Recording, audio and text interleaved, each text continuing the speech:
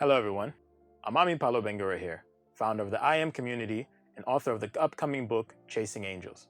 In this video, I'll be showing you how I completed the entire manuscript in 90 days. As excited as I am to finally finish the thing, this is only the first step in the long journey of going through editing, deciding on whether to go with traditional or self-publishing, sending out query letters, looking for representation, and just exploring all the possibilities of being an author in Africa. So make sure you hit the subscribe button below and click the notification bell for future updates and more videos because I'll be posting weekly. And also, in the description, I've added the link to the Discord channel where you can join the community and meet other authors and aspiring writers who understand the struggle and are willing to lend a helping hand. Let's get into it. Step 1. Step 1's easy. I just decided to do it. And it sounds simple, but it's easy to overlook your passions when life's sending you in a different direction. Maybe you'll want to do something, but you have to worry about getting an education, building a career, building a family, and you lose track of your initial love for something. I've always loved writing, creative writing, not just writing by profession or writing based on assignments. I've always loved the act of creative writing, getting my ideas down in one place. So I decided, you know what? I got all these ideas. I'm at a time in my life when I want to create something. I want to get my ideas out there, whether they're fantasy, nonfiction, whatever. I want to get them out there. So I finally decided to do it. And by taking that step, I did the research, started looking into it, what it takes to become a published author, what it takes to get your ideas out there in an organized format. What have the greats done? The Stephen Kings, the J.K. Rowlings, the Robert Ludlums. What have they done in this direction? I decided to do that, and here I am. Step 2, I decided on what I was going to write. There's so many different genres, there's so many different topics, so many different things I could have chosen, but I chose this one because it just felt right at the time. It felt like a story that I could build on, that I could try to find my voice as a writer with this story the most. For example, Chasing Angels is an urban fantasy novel. Urban fantasy novels being novels that are fantasy, they're fiction, but you've adapted contemporary or urban society examples inside of them. For example, Chasing Angels takes place in America, 2020 America, with technological advances in states that actually exist. I tried to even put street names and figures that were actually there on the continent. And that was a big decision because it meant I had to do a lot of research concerning it. But I put that into consideration when I chose it.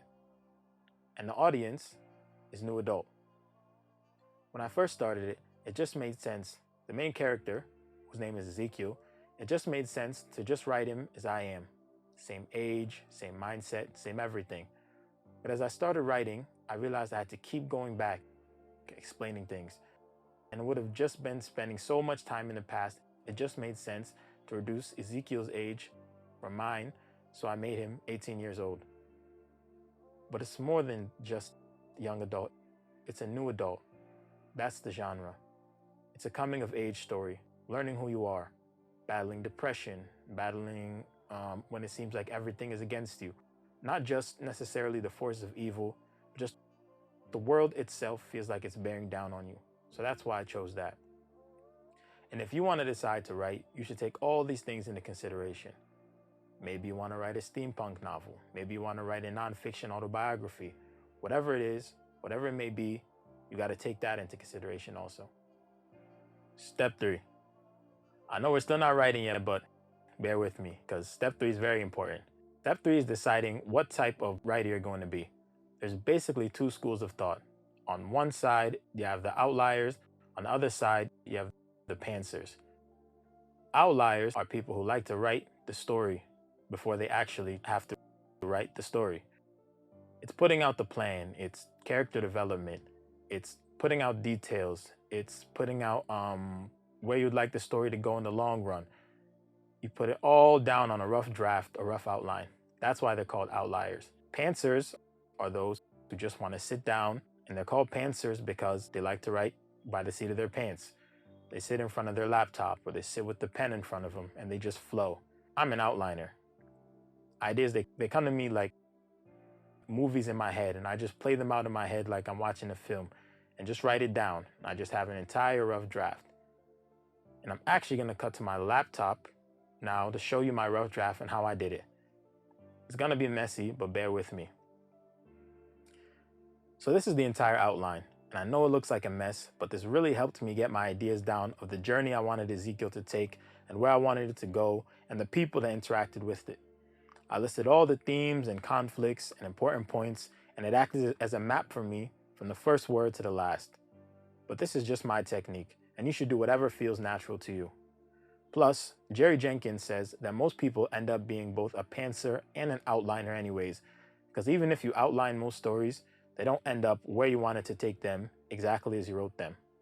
Research, new inspiration, and changes in character development can completely change your story around. And if it doesn't fit your outline, you'll have to freestyle it a little bit. So eventually, everyone becomes both an outliner and a pantser. Step 4. I started writing. Sounds like it'd be the easiest part, but I burned about maybe two weeks to write a little bit, and I'd stop and I'd have to do a bit of research, then I'd have to adjust what I was writing. And I realized I wasn't making as much effort, I wasn't making as much progress as opposed to the effort I was putting in. It was difficult. But thanks to the internet, I found out about it's called the Pomodoro Technique. It's a time management method that, for writers, what you do is write for 25 minutes focused, uninterrupted. Even if you're making spelling mistakes, you keep writing. Even if you're not sure where the story's gonna go, you just write. Uninterrupted for 25 minutes. Then you take a break for 5 minutes. Maybe you can check your emails, check your social media, use the bathroom, drink some water, tea, whatever it is. Then you jump right back in for another 25 minutes. And for this 25 minutes, you're still doing the same focused, direct writing. Ignore mistakes, ignore lack of direction, and just write. This is the Pomodoro Technique. And you do this, it's called, each 25-minute session is 1 Pomodoro. You do 4 Pomodoros, which is roughly an hour and a half if you do this method. Since the time I started writing, I went from writing 200 words a day to 300. Then it started growing 500, 1,000, 2,000, 3,000, 4,000. You start to see the progress and start to get momentum. You start to build up steam. You started to complete it. But I adjusted my Pomodoro method a little bit. I would do half an hour writing, focused writing, and do a 10-minute break. Use the bathroom, read something quickly, jump back in for another half hour. So my 4 Pomodoros are 2 hours long, with roughly 40 minutes of taking a break. I got into the flow of it. Something else that I do that's different, and the thinking on this varies. Some argue that you shouldn't do it, some argue that you should, but I listen to music as I'm writing. But I can't listen to music with lyrics. Any lyrics knocks me off completely. I'll start writing the lyrics, I'll completely lose focus and lose track. So I downloaded a whole bunch of film scores. And when a composer makes a film score, they're not just putting music together for one sole purpose. A film score is a journey, a musical journey through emotions with highs and lows that tell a story the same way visuals do. And that really helped me get it right. Whatever part of the story I was writing, whether a fast-paced action scene, whether it's a slow scene where Ezekiel's contemplating something, or he's having an interaction with another character, I'd play the score that I felt best exhibited that energy. And below, I'll share the link to some of the scores that I downloaded that when they're playing in the background, they just help out that much. So now let's go over to my laptop so I can show you how I actually wrote it.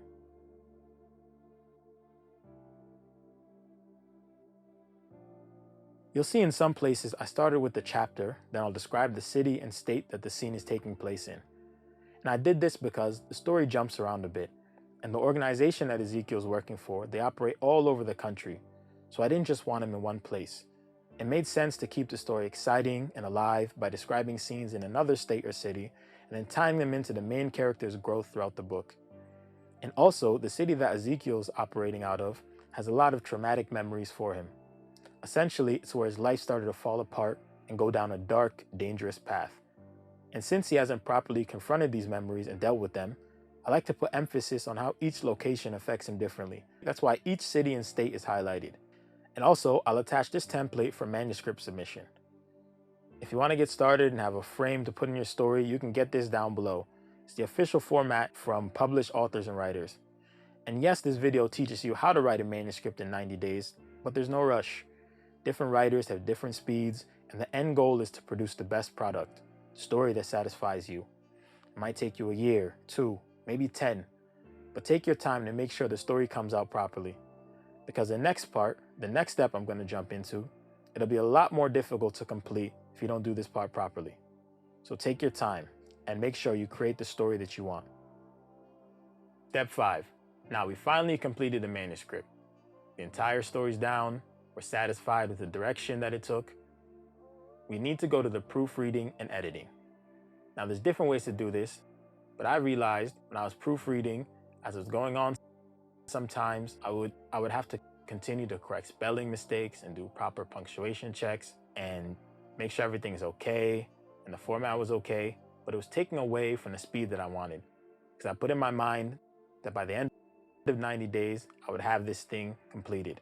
And there's a much longer process called the copy editing process when you know you need to make sure the format is perfect before you send it off for queries, or maybe you just want to get it out to the public. There's different ways, and we're going to get into that in future videos. But for the most part, what you want to do is you want to get the language, proofreading, the grammar. You want to get everything down. And for that, I found this great website called Grammarly.com. Grammarly.com, this website's computer automated. That all you have to do is, as I'm demonstrating now, you just copy the text, maybe do it in one chapter at a time, and post it in Grammarly.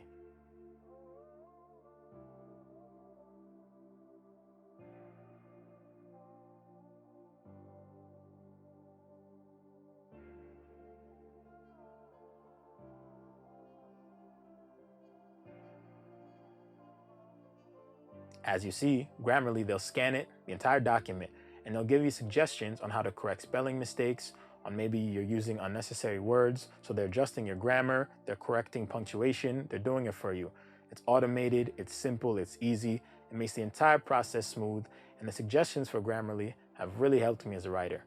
They've helped me sometimes to change entire paragraphs, so shout out to Grammarly for this. They're not supporting this video, but what they do, I really appreciate it. So for those of you who want help with proofreading and maybe don't want to share it out to people for their review in its incomplete format, I suggest going to Grammarly.com. And there you have it. These are all the steps that I used to finally complete my manuscript for my upcoming book, Chasing Angels.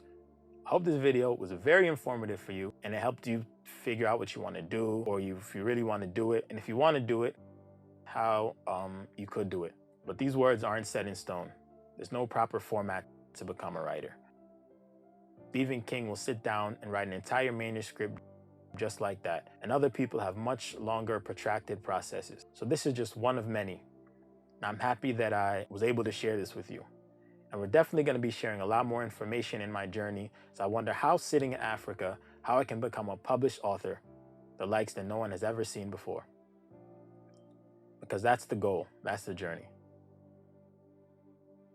Click on the subscribe button below, hit the notification bell for future videos, and check the description for the free resources that I'm offering. And also, if you're interested, join the Discord channel where you can join the I Am community, where we're sharing tips, book reviews, manuscript reviews, query letters, advice, and everything like that.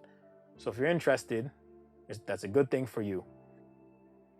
Also, as a bonus, I'm sending out the first 3 chapters of Chasing Angels for you to understand what I'm doing, the story that I'm writing, the story that I'm so proud of, that I've been sitting with for years. And I finally sat down and got it out in 90 days. I'm sharing it with the first people that join the Discord community. I'm sending it directly to them, so make sure you get in for that. So until next time.